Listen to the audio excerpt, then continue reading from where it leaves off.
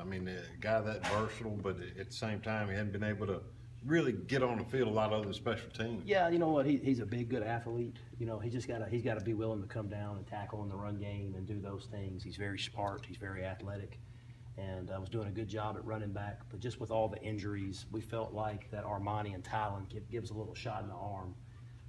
Armani can get people lined up back there. You'd be shocked at how much retention he had. Just even going back there yesterday, making all the calls, getting people lined up. He was always really good at that. So that's been impressive. And then obviously Tylen, he's like I don't know, he's like a little pit bull, man. He's just a good player. Going over there, faking blitzes, coming out of blitzes. Just in the first day over there, you could tell he's natural at it. And you know, it'll give us some flexibility now, having Dasher in there for the run. You have Jay Ham in there for the pass. But then if something happens at corner, because you're thin now, you can move Jay Ham back, and you have another guy in Tylen that can be in there. So it just gives you a little bit more flexibility. That's why we went ahead and made the move.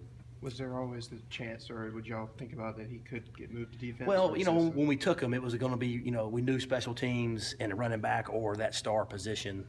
We just felt like, because we were so deep in the secondary, might as well put him at running back, and then things change, and you got to be ready to adapt and use your pieces, because you got a certain amount of guys on the bus, and you just got to get them in the right seat. And we felt like that was best for us moving forward, because they do provide a little spark. I think the defensive guys were excited when those guys made a play yesterday and didn't just look totally lost or disordered. You know, they were out there running around, and I thought it gave us a little spark. Matt, with the bulk of your SEC schedule ahead and this game coming this weekend, how important is it for you guys to put a complete effort together That's as a huge. springboard? I mean, this is huge. I mean, it is a, you know, every game counts the same. People think that's cliche, but it is.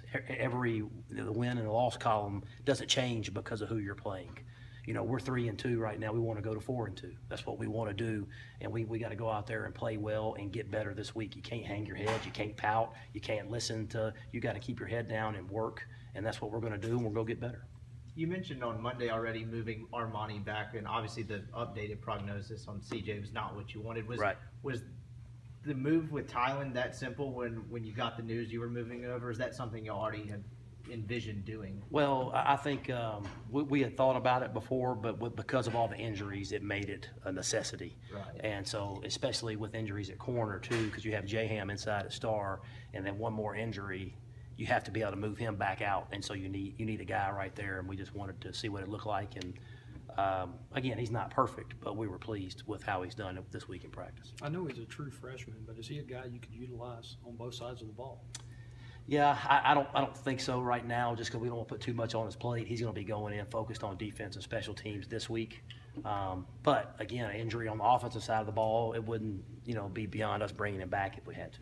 Obviously a tough prognosis for CJ if you talk to him, and how's he kind of handling things? You know what? They're just obviously down just because of, you know, you work hard and this is your senior year and you have a season-ending injury. It's tough. So, but I am proud of the way he's handling it and still rallying around his teammates, trying to be a leader, trying to be around.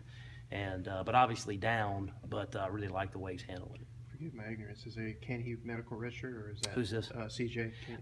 It was his 5th game, so yeah. we can apply for a medical redshirt and see how that goes. But he wouldn't fall under that right now. Just preparing defensively for ULM, how much has Longo's kind of familiarity with their DC been in terms of preparing y'all's offense this week? Good. I think he has some familiarity. They are a little bit different now than they were then, so I think you got to more look at the games they've played up to this point than that far back. Has the offense changed its preparation this week at all in order to get off to a better start in the first half? No, I mean, no. We just got to go execute and do the things that we do. Completely different topic, but you guys have Kate to work with on the nutrition side.